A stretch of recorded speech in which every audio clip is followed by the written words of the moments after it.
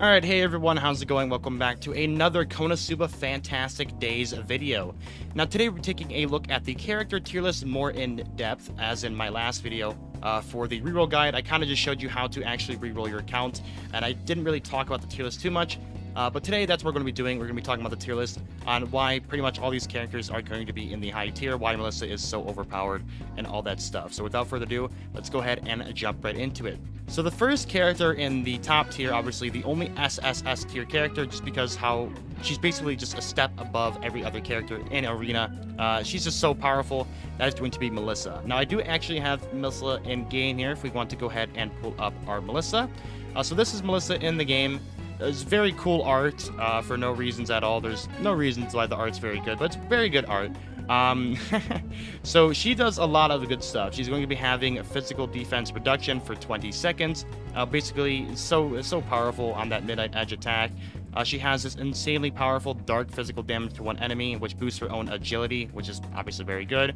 She also has this AoE attack, and then it has a chance to inflict haze. Basically, haze equals blind. Same thing, pretty much. So she blinds, she boosts her own agility, and then she lowers physical defense, and then she gets the attack percent buff when using dark attacks. So she's just an overall powerful house character. Very good character. There's also other characters on here that we could talk about. Now, I don't want to talk about these characters for too long.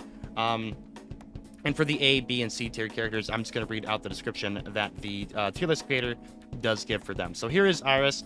Iris is a insanely high damage character. She just provides a lot of sustainable DPS, as it says right there, to the team. That she's a very, very solid pickup. So if you end up rerolling for an account and you end up getting Melissa and Iris, you're pretty much set in terms of damage. You're going to be having a ton of damage, and then you probably just build support characters and a tank around them, and you're pretty much good to go for the entire game. Also is Chris, who's going to be fighting Bind, which basically keeps the enemies in place. He's going to be defensive debuffing the enemy, as well as stunning them. Chris is just going to be an insane kind of like utility character. A lot of utility is going to be provided by Chris. She's going to be doing so much, as I said, binding an enemy, stunning them, so that if you stun a damage character, they can't attack you, and you can attack them for free, and that's why stun is very strong. Defensive debuffing obviously is very good for melting the tank's defense and getting through that tank line, so you're able to get into their back line and kill all their DPSs. And so pretty much Chris is probably the best utility character in the game, and then Melissa's probably up there as well. And then we also have Megumin, basically the Explosion Megumin, who basically just one-shots everything. She does a lot of high DPS to multiple enemies. And obviously, it says you'll see her most in Arena, because when she does use her ultimate there, she faints and she does die.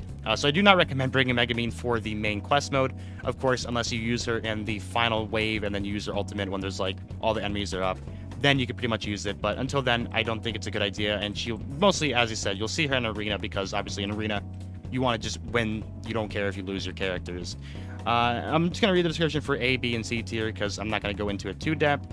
For A tier, it just says they do decent damage / healing / utility, but has less of an impact compared to S tier. Pretty much the characters here can do damage. I think Aqua's a good healer. Union's pretty good as well. But they just do way less of an impact compared to Chris, Melissa, Megumin in terms of AoE damage, Iris in terms of just overall DPS. They just do much less than they do, which is why they're a lower tier. B tier, it says that great characters as subunits. Rin does end up getting stronger in the future, but is not the OG Rin. So Rin is, of course, this girl down here. She does end up getting stronger in the future, but it's definitely not the OG version of Rin. And then basically C tier is going to be characters that suck and you're never going to use them.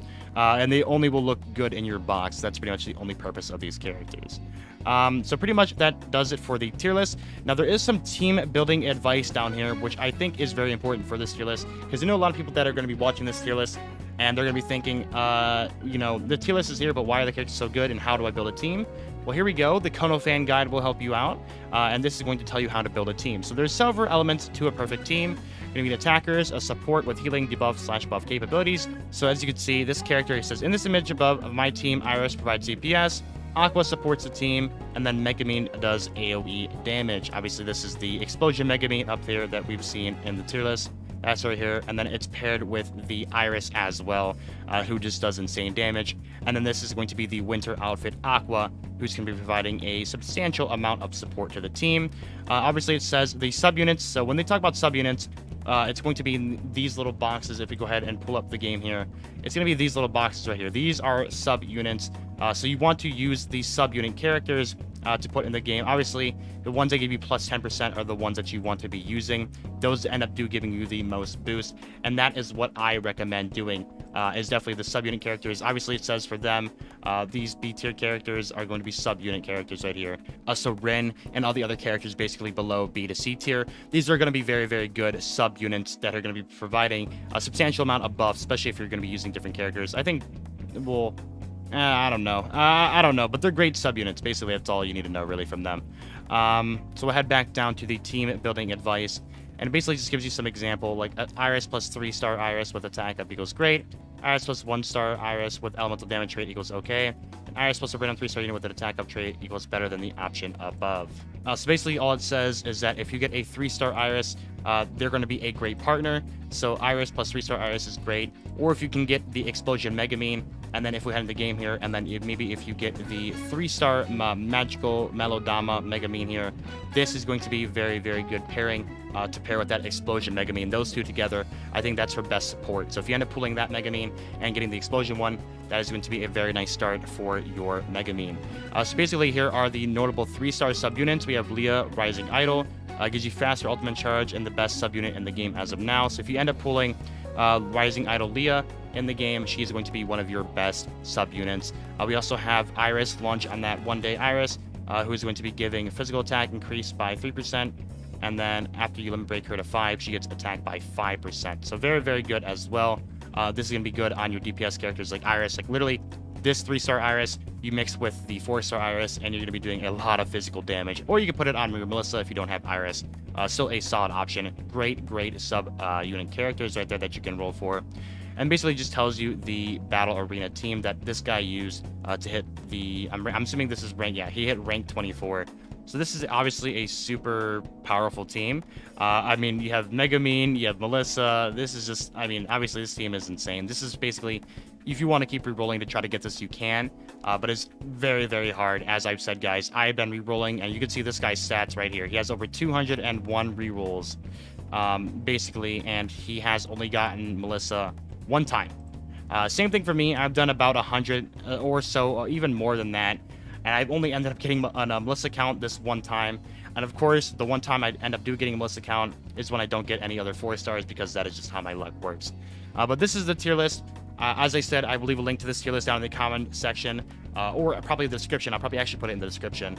And yeah, you go ahead and check out this tier list. Let me know what you guys think of this tier list, and I'll help you guys all have a wonderful, wonderful day. Peace out, and I'll see you guys all in the next one.